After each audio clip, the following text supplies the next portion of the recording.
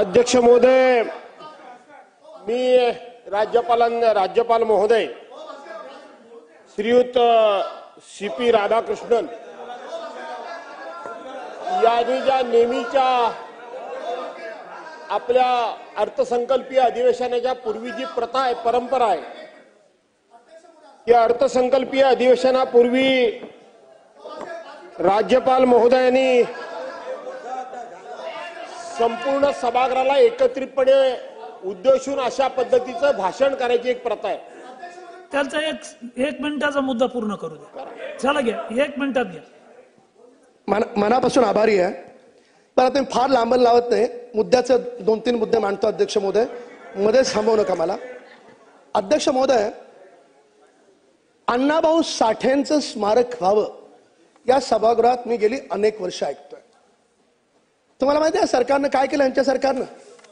यांच्या सरकारनं गाजावाजा करत 80 कोटी रुपयाचं अण्णाभाऊ साठे स्मारक उभा करणार.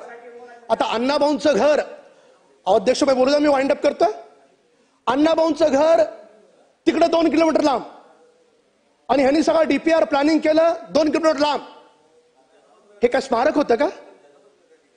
या आमच्या सरकारनं त्याला 310 कोटी मंजूर केले आणि मी मागणी केली की माझ्या घाटकोपरचे लोक घाटकोपरमध्येच राहतील, ते देखील मान्य केलं. येणाऱ्या 2 महिन्याच्या आत अण्णाभाऊ साठे स्मारकाचं भूमिपूजन आमचं सरकार करतंय. If there is a well, there is a way. 310 कोटी कमी नाही आहेत, अकाउंटला पण आले. अध्यक्ष महोदय, माझी एकच विनंती आहे शासनाला. केंद्र शासनाचं धोरण आहे की प्रत्येक जिल्ह्यात एक हॉस्पिटल करा आणि मेडिकल कॉलेज करा आणि प्रत्येक जिल्ह्यात एक कॅन्सरचं हॉस्पिटल करा. माझ्या पार्क साइडमध्ये 27 लाख मीटर विक्रोळी पार्क साइडला 30 बिल्डिंगचं रिडेव्हलपमेंट होत आहे. त्याच्यामध्ये 15 बिल्डिंग तोडल्यात. बाकीच्या बिल्डिंग ज्या आहेत त्या ठिकाणी जवळपास 20 लाख स्क्वेअर फीट उरते जागा. माझं एकच म्हणणं आहे, माझ्या भारतातले सगळे टुरिस्ट माझ्या त्या घाटकोपरमध्ये येतील, असं काहीतरी भव्य दिव्य त्या पार्क साइडची किंमत वाढेल अशी वास्तू सरकारनं त्या ठिकाणी तयार करावी आणि त्याच्या बाजूला एक कॅन्सरचं हॉस्पिटल तयार करावं. आणि माझ्या प्रयत्नातून या सरकारच्या माध्यमातून राजावाड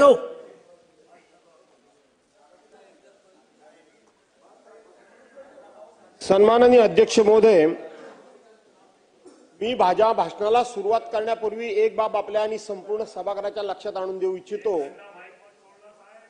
की ज्या वेळेला या प्रस्तावावर चर्चा सुरू झाली त्यावेळेला त्या ठिकाणी असलेले पीठासीन अधिकारी, त्या पीठासीन अधिकाऱ्यांनी असं सांगितलं होतं की अभिनंदनाचा प्रस्ताव मांडणारा जो प्रस्तावक आहे तो 15 मिनिटं भाषण करेल. त्या प्रस्तावाला पाठिंबा देणारे सन्मान्य सदस्य आहेत ते 10-10 मिनिटं भाषण करतील. हे रेकॉर्ड आहे, अनुमोदन रेकॉर्ड आहे. मी सभागृहाच्या आणि आपल्या निदर्शनाला देऊ इच्छितो, आपणही आपलं रेकॉर्ड तपासून बघा. 2:16 प्रस्तावकानं आपल्या भाषणाला सुरुवात केली आणि शेवटचे वक्ते राम कदम हे 3:28 खाली बसलेले आहेत. 28 मिनिटं आणि 30 सेकंदांनी. माझं गणित कच्चं आहे. ही 25 मिनिटं झाली की किती तास झाले आणि त्याप्रमाणे आपण मला बोलायला द्या. एक दुसरं, आपण मला हमी दिलेली आहात अध्यक्ष महोदय की ज्या वेळेला सन्मान्य सदस्य राम कदम यांनी काही आक्षेपार्ह विधान केली त्यावेळेला मी आपल्याला आपला order of day, point of order उपस्थित केला. ऑर्डर ऑफ डे ने पॉइंट ऑफ ऑर्डर उपस्थित केला होता. आपण मला पॉइंट ऑफ ऑर्डर उपस्थित करण्याची संधी दिली. त्याच वेळेला मी आपल्याकडून हमी घेतली की ज्या वेळेला मी भाषण करेन त्यावेळेला आपण मला पूर्णपणे संरक्षण द्याल. यांचं भाषण जसं आम्ही ऐकलं तसं आमचं देखील भाषण ऐकलं जावं.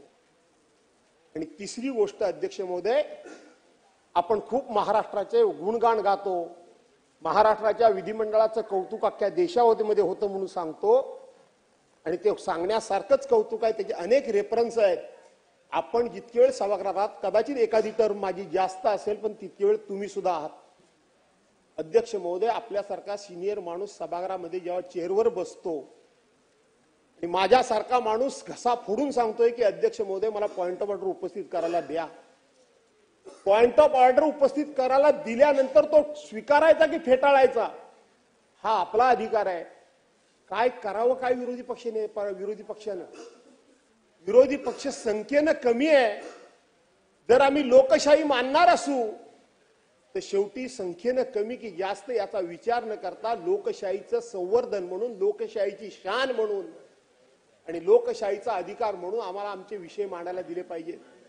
अध्यक्ष महोदय, या सभागृहामध्ये सन्मान्य सदस्य राम कदम यांनी माजी मुख्यमंत्री सन्मान्य उद्धवसाहेब ठाकरे यांचं वारंवार नाव घेतलं, वारंवार वाटेल ते आरोप केले. काय करावं काय, मी तुमच्यासमोर डोकं फोडावं? मी सांगत होतो पॉइंट ऑफ ऑर्डर. सभागृहामध्ये माजी अध्यक्ष इथं दिलीपराव वळसे पाटील बसलेत, आज तुमच्या सरकारच्या बाजूला असतील, पण संसदीय कार्याची बूज म्हणून त्यांनी कबूल केलं पाहिजे खरं की खोटं. ज्या माणसाला, ज्या सदस्याला, ज्या व्यक्तीला, ज्या प्रतिष्ठित व्यक्तीला या सभागृहामध्ये येऊन आपल्यावर झालेल्या आरोपाचा खुलासा करता येत नाही, त्याचा नामोल्लेख या सभागृहामध्ये होता कामा नये. हा नियम आहे की नाही? ही प्रथा आहे की नाही? आणि हे पावित्र्य पाळलं गेलंय की नाही? काय करावं आम्ही काय करायला पाहिजे? अध्यक्ष महोदयांना आता गप्प राहायला सांगा, त्यांना गप्प राहायला सांगा अध्यक्ष महोदय. आता राम कदम साहेब बसा, आपण बसा. भास्करराव जाधव साहेब, मी आपल्याला सांगितलं की काही चुकीचं बोललं गेलं असेल तर रेकॉर्ड तपासून काढलं जाईल. नाही अध्यक्ष महोदय ऐका जरा, आपण आता दोघांनी बोलूया, त्यांना जरा गप्प राहायला सांगा. अध्यक्ष महोदय बसा कदम साहेब बसा. तुमचं भाषण चालू असताना त्यांना 3दा बसवलं मी.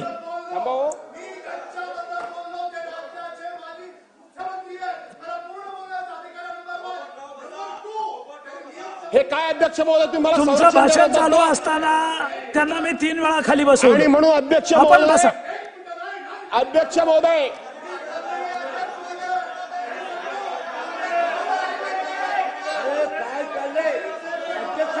बघतोस तुला आता.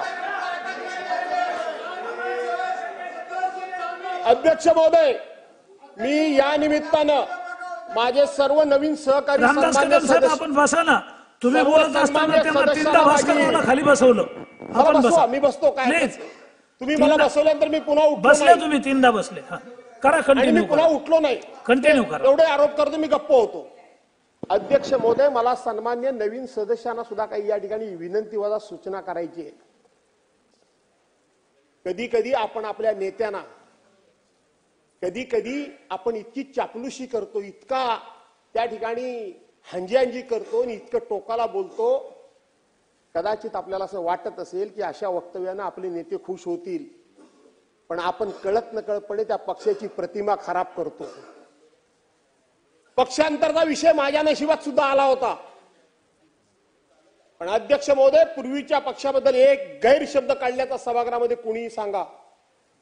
आहे तिथे जुनी जाणती म्हणजे सुधीर भाऊ गेले, कदाचित माझ्या बरोबरचे सुधीर भाऊ आहेत, त्याच्या अगोदरचे जयंतराव पाटील, भुजबळ साहेब, दिलीप वळसे पाटील आणि अजितदादा, एवढेच आता जुने सदस्य राहिले. त्याच्यानंतर बाकी सगळे आमच्यापेक्षा जुने आहेत, नवीन आहेत. मी आणि सुधीर भाऊ आहेत, बाकी तुम्ही एक आहात. पण तुमच्याबद्दल मला तर वाईट वाटलं मंत्री महोदय. तुम्ही अध्यक्षांना गप्प सांगत होता आणि त्यांना बोलू द्या म्हणून सांगत होतात. हे बरोबर नाही मंत्री महोदय, हे बरोबर नाही. आणि मला तुम्हाला विनंती करायची आहे की कुणीतरी म्हणायला पाहिजे होतं की हे योग्य नाही, पण तुम्ही त्यांना प्रोत्साहन देत होतात. तुम्हाला असं वाटत असेल जाधव साहेब, माझ्याकडे पाहून बोला आणि राज्यपालाच्या अभिभाषणावर बोला. हे त्यांना काय सांगितलं? माझ्याकडे पाहून बोला. हे मगाशी त्यांना काय सांगितलं? त्यांनाही थांबवलं ना मी. काय थांबवलं? त्यांनाही थांबवलं. मी टायमिंग वाचून दाखवलं. बोला, राज्यपालाच्या भाषणावर बोला. बोला. कशाला बोलायचं मग? बोला. तुम्हीच बोला, आम्ही जातो. आणि म्हणून आपल्याला असं वाटत असेल की हे आपण भूषणावं करतोय, असं होत नाही अध्यक्ष महोदय. समाज फार डोळस आहे, समाजाचे डोळे उघडे आहेत. काय करतोय काय करत नाही आपण हे बाहेर समाज त्याचा लेखाजोखा मांडत असतो, याचं भान ठेवा. अरे सत्ता येतात आणि जातात, आल्या आणि गेल्या. कैक सत्ता आल्या आणि कैक सत्ता गेल्या. ही पहिली आणि शेवटची नाहीये, याच्या पुढे सुद्धा ही लोकशाही जिवंत ठेवायची आहे. आणि म्हणून अध्यक्ष महोदय, अशा पद्धतीने एका नेत्याचं नाव घेणं हे आजपर्यंत या सभागृहामध्ये कधी झालं नाही. आणि चुकून जर कुणी नाव घेतलं तर तात्काळ तालिका त्या असलेले चेअरपर्सननी त्यांना सांगितलं हे नाव बंद करा, घ्यायचं नाही. मी तुम्हाला विनंती करतो की माझ्या नेत्यावर जे आरोप झाले ते तुम्ही काढू नका. माझ्या नंतरची पिढी आपल्या वाचनालयामध्ये हे वाचायला येईल आणि आपण किती आदर्श इथं निर्माण केलेत ते लोकांना कळतील.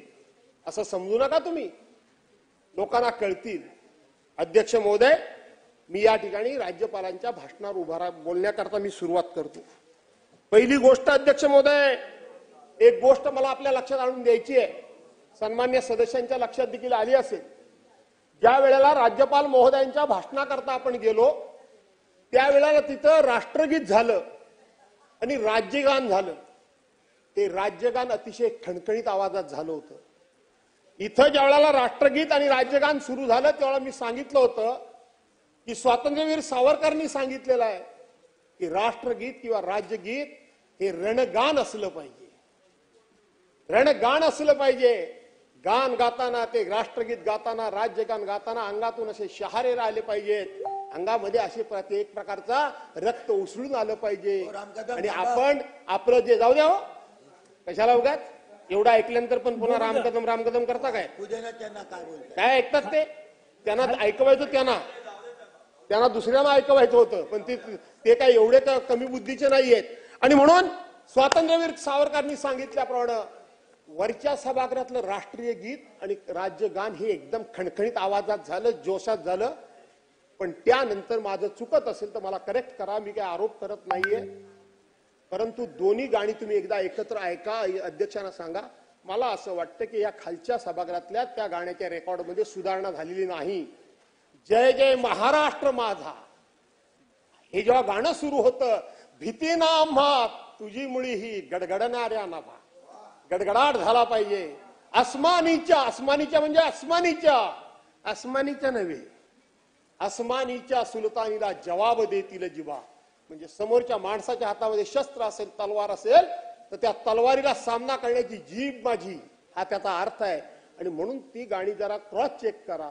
आणि जर सुधारणा करावीशी वाटली, तुम्हाला वाटलं दोन्ही सारखे आहेत, तर माझा काही आग्रह नाही. पण माझं म्हणणं आहे की दोन्ही गाणी सारखी नाही.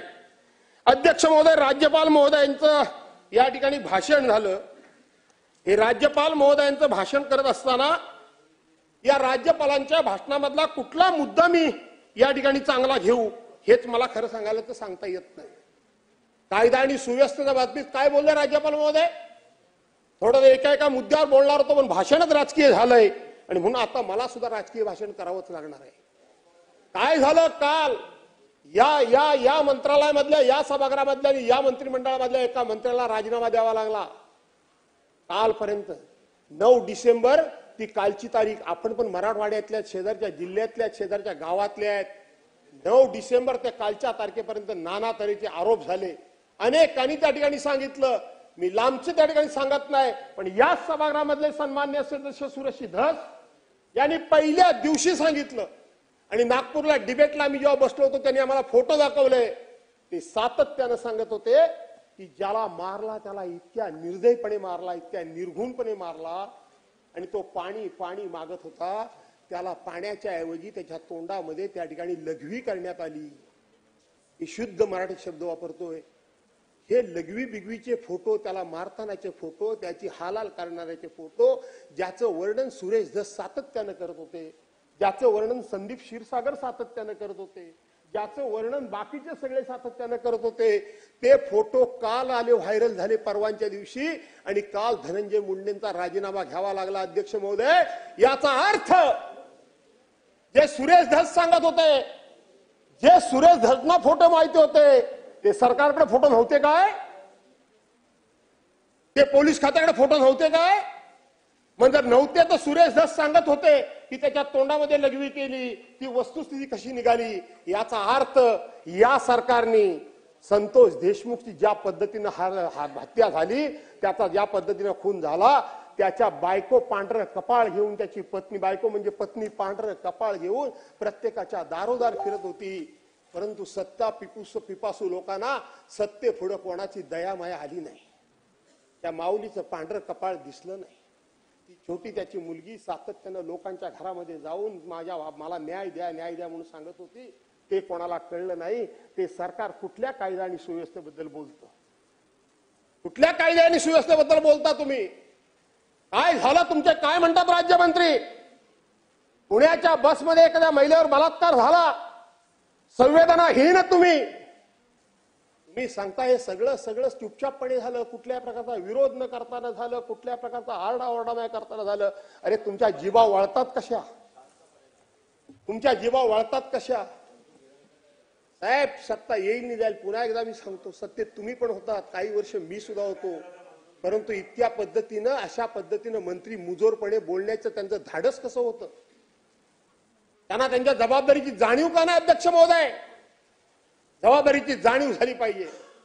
दुसरे मंत्री त्यांना कोर्टानं आता शिक्षा, आज काय ते मला वाटतं स्टे दिलाय त्यांच्या कोर्टानं त्यांच्या शिक्षेला. आमचं काय त्याबद्दल म्हणणं नाही, पण या सभागृहातले सदस्य सुनील केदार यांना कोर्टाने निर्णय दिल्याबरोबर 24 तासाच्या आतमध्ये तुम्ही त्यांचं सभासत्व काढून टाकलं. 24 तासाच्या आतमध्ये राहुल गांधींचं सभासत्व गेल्याबरोबर त्यांचं सभासत्व काढून टाकलं, त्यांचं राहतं घर तुम्ही काढून टाकलं. कोर्टानं नंतर चपराक हा भाग वेगळा. अहो न्याय जर करायचा असेल तर एकाला एक न्याय आणि एकाला एक न्याय असं राज्य करते म्हणून तुम्ही सर्वांना समान न्यायानं वागवता म्हणून या ठिकाणी वाक्य प्रयोग करता. काय त्याला अर्थ आहे अध्यक्ष महोदय? कोण सुरक्षित आहे अध्यक्ष महोदय? कोणी सुरक्षित नाही अध्यक्ष महोदय. आणि म्हणून मला तुम्हाला विनंती करायची आहे अध्यक्ष महोदय की या ठिकाणी अशा पद्धतीनं कामकाज चालून सर्वांना समानता न्याय देता येणार नाही. मंत्री महोदय मगाचे सन्मान्य सदस्य इथं मगापासून सारखे सगळे आकडे सांगत होते, नगरपालिकेचे सांगत होते. मला तुमचं दुःख मला माहिती आहे, तुमच्या मनातल्या वेदनात मला माहिती आहे, तुम्हाला काय खुपतंय ते मला माहिती आहे. उद्धव बाळासाहेब ठाकरे यांचा 2.5 वर्षाचा मुख्यमंत्री पदाचा कालावधी होता, त्यातले 2 महिने सुद्धा त्यांना काम करावं मिळालं नाही. उरलेले सगळेच्या सगळे 22 महिने कोरोनाच्या संकटाचा सामना त्यांना करावा लागला आणि त्यांच्या सरकारला करावा लागला. सगळे नियम, सगळे अध्यादेश, सगळ्या मार्गदर्शक सूचना हे केंद्र सरकारकडून येत होत्या, राज्य सरकारकडून येत नव्हत्या. काय झालं त्या दिवशी? डोनाल्ड ट्रम्प बरोबर, अमेरिकेच्या राष्ट्राध्यक्षांबरोबर त्या ठिकाणी झोपाळ्यावर ढोकळा खाईपर्यंत आपण देश लॉकडाऊन का नाही केला? ते गेल्यानंतर लॉकडाऊन आपण देश केला हे पद्धतशीरपणे आपण विसरायला माझी काही हरकत नाही. पण त्या उद्धव बाळासाहेब ठाकरेंच्यावर तक्रार करत असताना आजही या इतिहास आहे की देशाच्या राष्ट्रपतींनी कौतुक केलं, देशाच्या पंतप्रधानांनी कौतुक केलं, सर्वोच्च न्यायालयानं कौतुक केलं आणि WHO सारख्या जागतिक संघटनेनं सुद्धा उद्धव बाळासाहेब ठाकरेंच्या कामाचं कौतुक केलं. 11,000 प्रेत मुंबईमध्ये असं सांगितलं गेलं. कदाचित माझे मित्र सन्मान्य सदस्य, मला वाटतं उत्तर प्रदेशातली गंगेतली प्रेत त्यांनी मोजलेली असावी, त्यांनी मध्य प्रदेशच्या रस्त्यावरची प्रेत मोजलेली असावी, त्यांनी गुजरातच्या रस्त्यावरची प्रेत मोजलेली असती. खरं तर हा विषयच आता नव्हता, पण माझ्या मित्राला मी धन्यवाद देतो की त्यांनी मला याचा खुलासा करायची संधी दिली. ती प्रेत त्यांनी तिथली मोजलेली असावी. अध्यक्ष महोदय, आज हे माझं आव्हान आहे की केवळ मुंबईमध्ये नाही तर महाराष्ट्रामध्ये कोरोनामुळे जर 11,000 लोक मृत पावले असतील तर त्याचा अधिकृत आकडा हा सरकारनं जाहीर करावा. माझं काही म्हणणं नाही, करा जाहीर, काही हरकत नाही. अध्यक्ष महोदय, चुका झाल्या असतील तर त्या ठिकाणी सर्वांनी मिळून त्याची जबाबदारी घेतली पाहिजे. कोणावर आरोप करता तुम्ही? अरे आरोप जे करत असता नगर विकास खात्यासंदर्भात तुम्ही आरोप करता, गेली 8 वर्ष ते खातं कोणाकडे आहे? तुमच्या सत्तेमध्ये असलेल्या एकनाथराव शिंदेच्याकडे आहे. एकनाथराव पळाले तुमचं भाषण ऐकून. एकनाथरावला कळून चुकलं की त्या ठिकाणी बर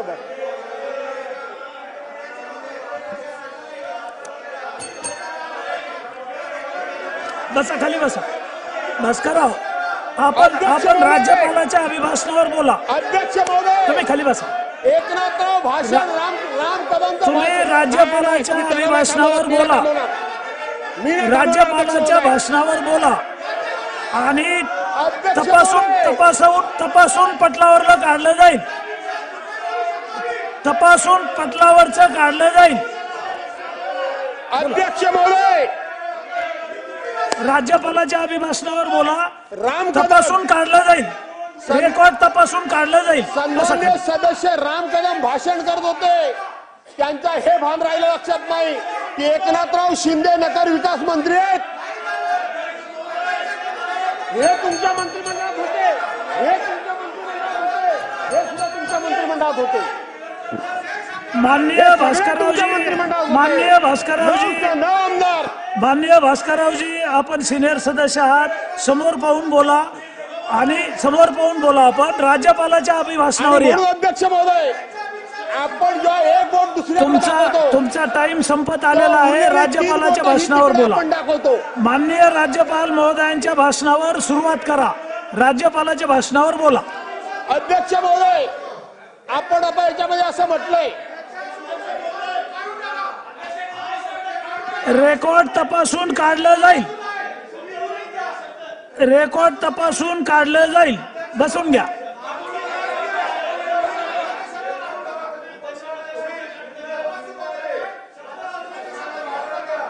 माननीय विधानसभेचे अध्यक्ष रेकॉर्ड तपासून पटलावरचं काढतील.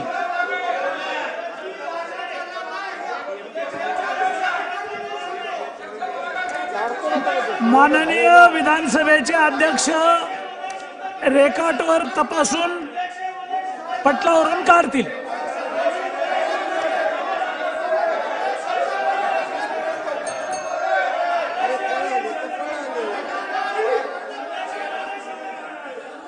मी आपल्याला वारंवार सांगतो की विधानसभेचे अध्यक्ष रेकॉर्ड तपासून पटलावरचं काढतील.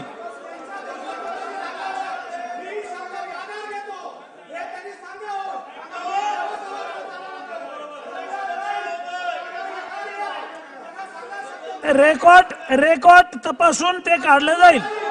बसा. माननीय विधानसभेचे अध्यक्ष रेकॉर्ड तपासून हे काढतील. आपण बसून घ्या. आपण बसून घ्या. बोला. आपण बोला. तुम्ही बोला. अध्यक्ष महोदय, पळाले हा शब्द संसदीय नाही, तरी मी माझा शब्द मागे घेतो. बस मागे घेतो. या पळाले हा शब्द संसदीय नाही, तरी मी मागे घेतो. बसा. शब्द त्यांनी शब्द मागे घेतले आहेत. बसा. शब्द मागे घेतले आहेत. बसून घ्या. आता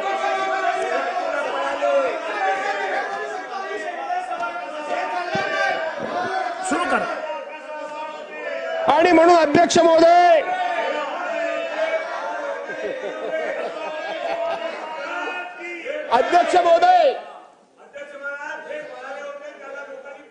बरं ठीक आहे.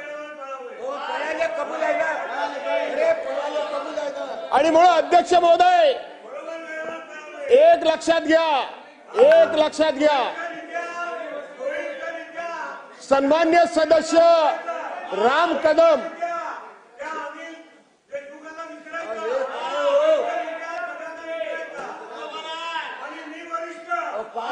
अध्यक्ष महोदय काय चाललंय? बोला भास्कररावजी. चला. राज्यपालाच्या अभिभाषणावर सुरू करा. राज्यपालाच्या अभिभाषणावर बोला. तुमचा वेळ संपत आलेला आहे. राम कदम हे आरोप करत असताना भाजपची चाल काय ती मला चांगली माहिती आहे. आपल्या बरोबर ठेवायचं आपल्या मित्राला. आपण राज्यपालाच्या अभिभाषणावर आलेच नाही अजून. माननीय भास्कररावजी, आपण राज्यपालाच्या अभिभाषणावर सुरुवातच केलेली नाहीये. तुमचा टाइम संपत आला. मूळ मुद्दा आहे राज्यपाल महोदयांच्या अभिभाषणावर बोला. हे राम कदमना नाही सांगितलं? आपण सांगितलं, त्यांनाही थांबवलं. बरं ठीक आहे. आपण बोला. अध्यक्ष महोदय, आपला राज्यपाल महोदयांनी या ठिकाणी सांगितलंय की अंगणवाडीच्या मुलांच्या समोर आम्ही शिवजयंतीचा कार्यक्रम जाहीर करणार आहोत का, तर त्यांच्यावर सुद्धा त्या पद्धतीचे चांगले संस्कार व्हावे अशा पद्धतीचं त्यांनी सांगितलं. अध्यक्ष महोदय, 2 दिवस या सभागृहामध्ये जो काही प्रकार झाला, अबू आझमी इथल्या सदनाचे सदस्य जे काही बोलले, त्या संदर्भामध्ये संपूर्ण सभागृहानं सरकारला समर्थनच दिलेलं आहे. सरकारनं समर्थन दिलेलं आहे. काल एका बाजूने हा विषय मांडण्याचा प्रयत्न आला. अशा सर्वसाधारणपणे अतिशय सेन्सिटिव्ह विषय जो असतो, जो विषय अशा प्रकारचा सेन्सिटिव्ह असतो, त्याच्या वेळेला सर्वसाधारणपणे प्रथा अशी आहे की दोन्ही बाजूच्या सदस्यांचं मत काय ते ऐकून घ्यावं.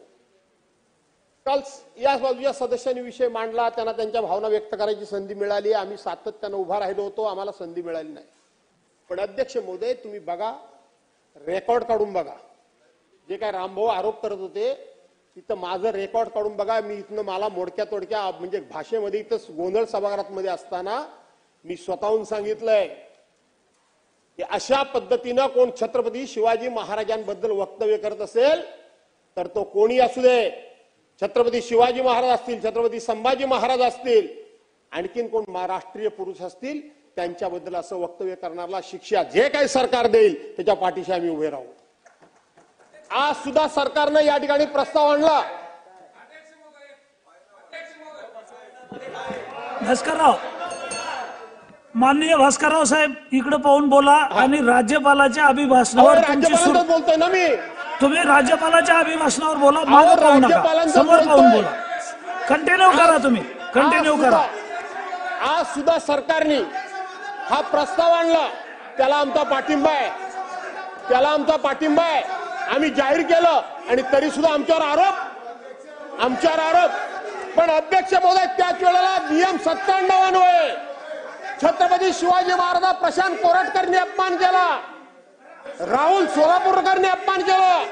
याबद्दल मात्र सरकार काही बोलायला तयार नाही. आमची भूमिका ही आहे की कोण हिंदू आहे, कोण मुसलमान आहे, कोण ईसाई आहे, कोण शीख आहे, कोणी कुठल्याही धर्माचा असू द्या, जो म्हणून छत्रपती शिवाजी महाराजांचा, छत्रपती संभाजी महाराजांचा अपमान करेल त्याला म्हणून सरकारनं शिक्षा करावी. आम्ही सरकारच्या पाठीमागे उभे आहोत. ही आमची अध्यक्ष महोदय भू आहे. अध्यक्ष महोदय, या ठिकाणी ग्रीनफील्ड सरकारनं शक्तीपीठ रस्ता करण्यासंदर्भामध्ये या ठिकाणी बघा, ऐका, रामदास कदम साहेबांचं भाषण चालू असताना भास्करराव 3 वेळा उठले आणि पॉइंट ऑफ ऑर्डर म्हणले. त्यांना बोलायला संधी दिली नाही. त्यांचं भाषण संपू दे ना. तुमचा काही पॉइंट ऑफ ऑर्डर तुम्हाला बोलू देऊ ना.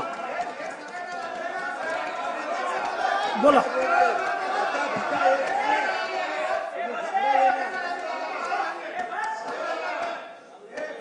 भास्कररावजी, आपण बोला. आणि म्हणून अध्यक्ष महोदय, सरकारनं शक्तीपीठ रस्ता तयार करायचा निर्णय घेतलाय नागपूर ते गोवा.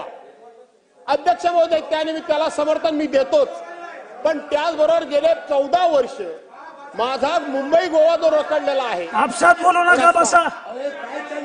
बसा. मुंबई गोवा त्याचाही विचार व्हावा. दुसरी गोष्ट, MMRDA मिनिस्टर म्हणून सन्मान्य एकनाथराव शिंदेनी त्यावेळेला ग्रीनफील्ड रस्ता हा कोकणाकरता देतो असं सांगितलं होतं. आणि म्हणून त्या शक्तीपीठ रस्त्याबरोबर त्याला सुद्धा सरकारनं प्राधान्य द्यावं, अशा पद्धतीची अध्यक्ष महोदय मी विनंती करतो. अध्यक्ष महोदय, सरकारनं वेगवेगळ्या समाजाच्या नावानं 18 महामंडळं काढलेली आहेत. प्रत्येकाला त्या ठिकाणी 50-50 कोटी निधी दिलेला आहे. माझी विनंती आहे की प्रत्येक महामंडळाला किमान त्या ठिकाणी त्यांनी 250 कोटी निधी द्यावा. आता मी फक्त मुद्दे सुचवतो, मी विषय संपवतो. दुसरं, अध्यक्ष महोदय, सरकारनं या ठिकाणी तिथं आयुर्वेदाला प्राधान्य देण्याचा निर्णय पॉइंट नंबर 56 मध्ये केलेला आहे. माझी विनंती अशी आहे अध्यक्ष महोदय की कोकणामध्ये मोठ्या प्रमाणात जैवविविधता भरपूर आहे आणि कोकणामध्ये निसर्गतः औषधी वनस्पती मोठ्या प्रमाणात आहेत आणि म्हणून त्याचं संशोधन सुद्धा करण्याकरता सरकारने जे इतर जिल्हे घेतलेले आहेत त्याच्यामध्ये कोकणामध्ये देखील आमचे 4 जिल्हे घ्यावेत. सिंधुदुर्ग, रत्नागिरी, रायगड आणि ठाणे. मुंबई थोडा बाजूला ठेवा किंवा पालघर पण घ्यावा लागेल, कारण आता नवीन पालघर झालाय, त्याचाही विचार करावा. अध्यक्ष महोदय, सरकारनं या ठिकाणी बालेवाडीच्या धर्तीवर नागपूरला सुद्धा एक क्रीडा संकुल उभं करायचा निर्णय केलाय. त्यांना डिस्टर्ब करू नका. बसून घ्या. बसा, खाली बसा. डॉक्टर साहेब बसा. आणि म्हणून सरकारनं बालेवाडीच्या धर्तीवर एक नागपूरला खूप मोठं अशा पद्धतीचं क्रीडा संकुल उभं करायचं म्हटलंय. पण अध्यक्ष महोदय, आपल्याला आठवत असेल 2009 साली सरकारने एक निर्णय घेतला. तालुका क्रीडा संकुल, जिल्हा क्रीडा संकुल, विभागीय क्रीडा संकुल, आणि त्याचा फार मोठा अतिशय वाईट अशा प्रकारचा परिणाम झालेला आहे.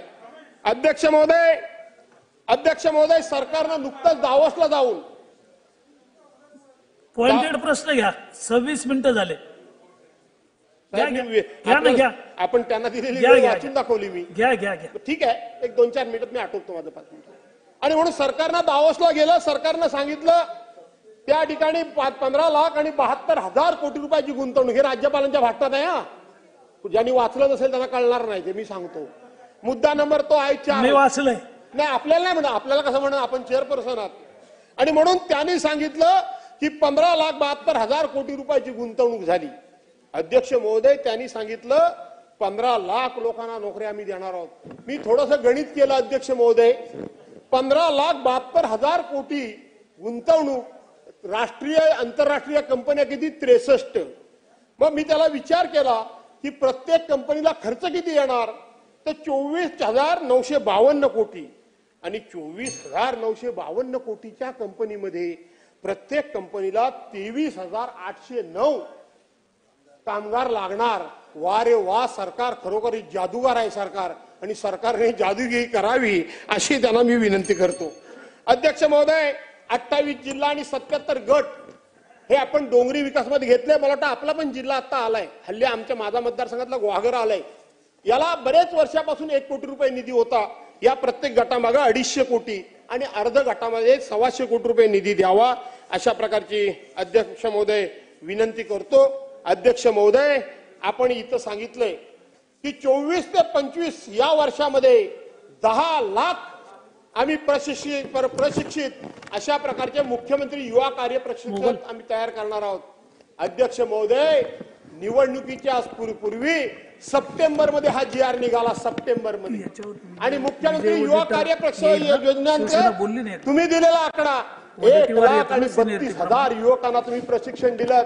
मला उत्तर द्या या सभागृहामध्ये की आता एप्रिल महिन्यानंतर या युवकांचं काय होणार आहे. या युवकांना घरी पाठवलं जाणार आहे निवडणुकीकरता, म्हणून त्यांना अशा पद्धतीने नेमलं गेलं. जर सरकार हे मुख्यमंत्री युवा प्रशिक्षण कार्य, तुम्ही युवकांचे युवक आहात, तुम्ही काय कमी युवक आहात काय.